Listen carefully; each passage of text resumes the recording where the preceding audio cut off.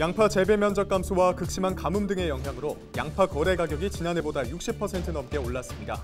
농민들도 양파값 고공행진이 반갑지만은 않은데 그 이유를 취재했습니다. 경주의 미래차 부품 공급을 전담할 현대자동차그룹 통합물류센터가 들어섭니다. 경북의 270여 개 관련 업체들은 앞으로 센터를 통해 친환경 자동차 서비스 부품을 공급하게 됩니다.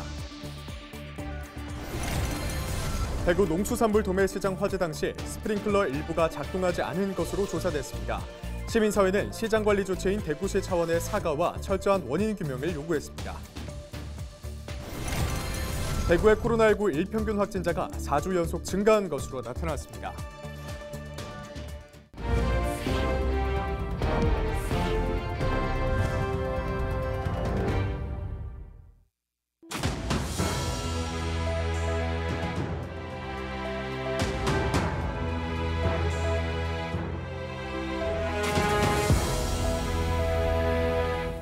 여러분 안녕하십니까? 헬로TV 대구 경북뉴스입니다.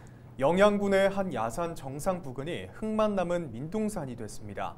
이곳은 산림자원 조성과 자연 생태계 보전 등을 위해 보전 산지로 지정된 곳인데요. 나무가 어떻게 다 사라졌는지 서희동 기자가 보도합니다.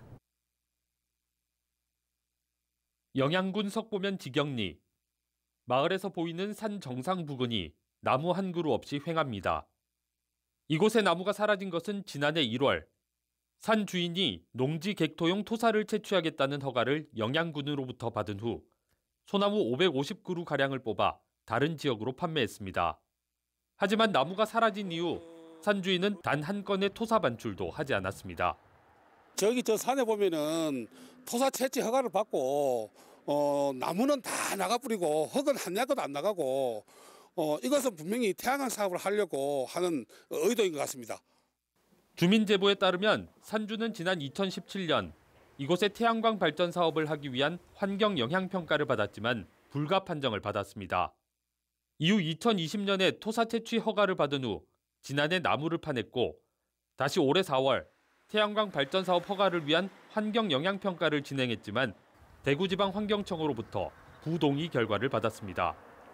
주민들은 토사 채취 허가는 나무를 굴취하고 태양광 발전 허가를 다시 신청하기 위한 눈가림용이었을 뿐이라고 주장합니다. 흙을 검사도 안 하고 이렇게 허가를 내는 자체가 이해도 안 되고 남자연 지사와 외시버선길이 있는 우리 동네에 이렇게 자연을 크게 훼손하는 것을 보면 너무 끔찍합니다. 산지관리법상 토사 채취 용도로 허가를 받았기 때문에 면적과 관계없이 허가를 받을 수 있었습니다. 토사 채취 허가가 내려지면 해당 지역에서 나무 파내기가 가능하기 때문에 법적으로는 아무런 문제가 없는 상황입니다.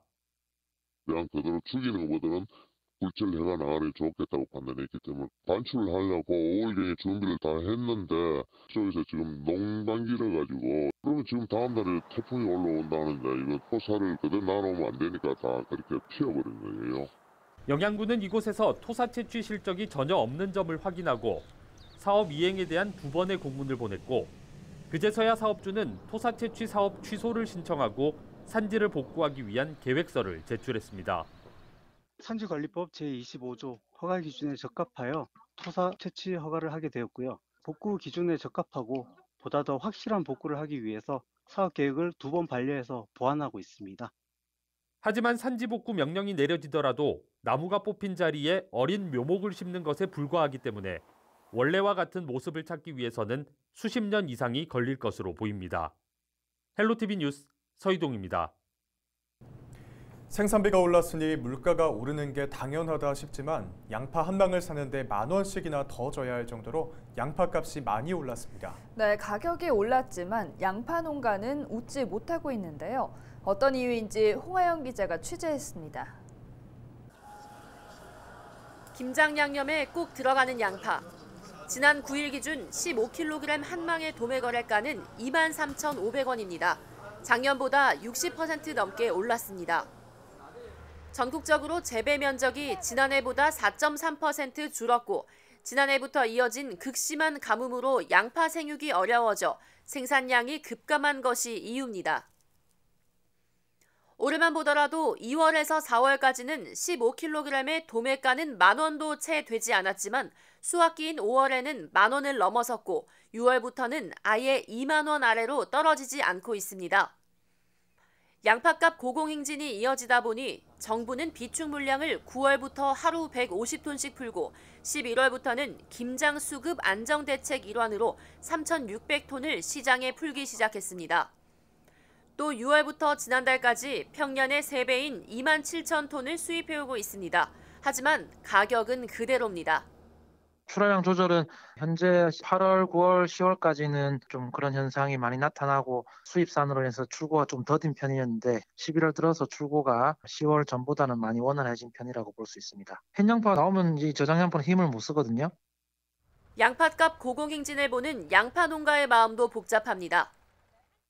헐값으로 소위 밭대기로 파는 경우도 있고 비싸게 팔면은 20kg 한 망에 16,000원 내지 18,000원 정도 이렇게 받게 됩니다. 비료값, 농약값, 또 기름값, 또 인건비 등 전년 대비해 갖고 대폭 인상되어 갖고 양파 생산비는 급등하는데 현 상황으로 양파 1kg에 한 1,000원 정도는 받아야 본전인데. 한국농촌경제연구원 농업관측센터의 자료를 보면 2023년 양파 재배 의향이 지난해보다 줄었습니다. 수확 초 낮은 가격을 주된 이유로 분석하고 있습니다. 양파 가격 앞에서 소비자도 농가도 다른 이유로 고민이 깊어집니다. 헬로티비 뉴스 홍아영입니다. 주간 이슈 점검 시간입니다. 지난 한 주 대구 경북 지역의 주요 소식 짚어보겠습니다. 취재기자 전화 연결해서 들어보겠습니다. 박근수 기자. 네, 박근수입니다. 자, 먼저 봉화 광산에서 고립됐다가 구조된 광부들이 무사한 모습으로 퇴원했죠? 네, 지난주 금요일 봉화 광산 생환 광부들이 병원에서 퇴원했습니다. 지난 4일 밤 극적으로 구조된 지 일주일 만인데요. 퇴원에 앞선 기자회견에 나온 광부 박정하 씨는 상당히 건강해 보이는 모습이었습니다. 네. 박 씨는 구조대와 지자체를 비롯해 그동안 관심을 두고 도와준 모든 사람들에게 감사의 뜻을 전했고 산업 현장의 안전을 위해서 이런 사고가 반복되지 않도록 정부와 관계기관이 노력해달라는 얘기도 잊지 않았습니다. 또 퇴원 이후에는 가족과 함께 즐거운 마음으로 제2의 인생을 살겠다고 말했는데요. 이제는 광부 일 대신 광산 노동 환경을 개선하고 싶다는 포부도 밝혔습니다. 네, 또 코로나19로 3년 가까이 막혔던 대구 일본 간 하늘길이 다시 열렸다고요? 그렇습니다. 지난 11일 대구국제공항에 일본 후쿠오카 노선 운항이 시작됐습니다. 대구 일본 간 정기 노선이 다시 운항을 시작한 것은 2020년 코로나19 유행 이후 2년 9개월 만인데요. 네. 14일에는 도쿄 나리타, 또 25일부터는 오사카 노선도 각각 운항을 시작합니다. 항공사는 티웨이 항공입니다. 코로나19가 터지기 전인 2019년 대구와 일본의 국제선 여객 수가 92만 명을 넘었다고 하는데요. 본격적인 일본 노선 운항 재개가 앞으로 대구공항의 국제선 여객 수요 회복에도 도움이 될 전망입니다. 그리고 필리핀 세부와 대만으로 가는 하늘길도 다음 달과 내년 1월 운항이 재개될 전망입니다. 네, 그리고 지금 AI하고 아프리카 돼지 열병이 확산되고 있는데 방역 당국도 발빠르게 대처하고 있죠? 네, 일단 고병원성 조류 인플루엔자 AI의 경우 경북에서는 예천군 2개 농가에서 발생했었는데 최근 경주시 형산강변의 야생동물 배설물에서도 검출됐습니다. 네. 경북도는 채취 지점을 중심으로 반경 10km 이내를 야생 조수류 예찰 지역으로 지정하고 사육 가금류 등에 대한 이동을 제한시켰습니다. 또 강원, 철원 등 전국의 양돈 농장과 야생 멧돼지에서 아프리카 돼지열병 발생도 이어지면서 방역당국은 모든 양돈 농가에 대해 전화 예찰을 한 결과 이상이 없는 것으로 확인했다고 밝혔습니다. 전국적으로 AI와 아프리카 돼지열병 발생이 이어지고 있는데 농가에서도 각별한 예찰과 점검 그리고 신속한 대응이 필요해 보입니다. 네, 여기까지 듣겠습니다. 박근수 기자 수고하셨습니다. 네, 감사합니다. 네, 대구 경북의 주요 소식들 짚어봤습니다.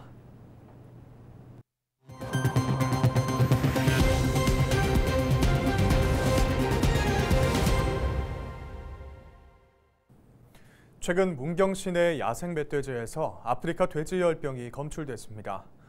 문경시는 아프리카 돼지 열병 확산을 막기 위해 유해 야생동물 피해 방지단을 동원하고 내년 2월 28일까지를 집중 수색 기간으로 정했습니다.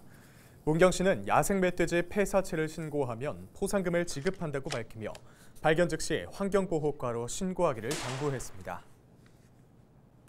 경주에 미래자동차 부품 공급을 전담할 현대자동차그룹 통합물류센터가 들어섭니다. 경주시와 경상북도는 지난 10일 경주시청 대회의실에서 현대모비스와 영남권 통합물류센터 신설을 골자로 한 투자 협약을 맺었습니다.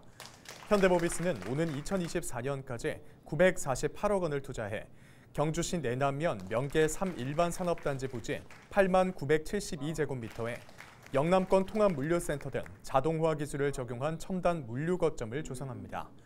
경북 지역 270여 개 업체들은 앞으로 이 물류센터를 통해 전기차 등 친환경 자동차 서비스 부품을 공급하게 됩니다.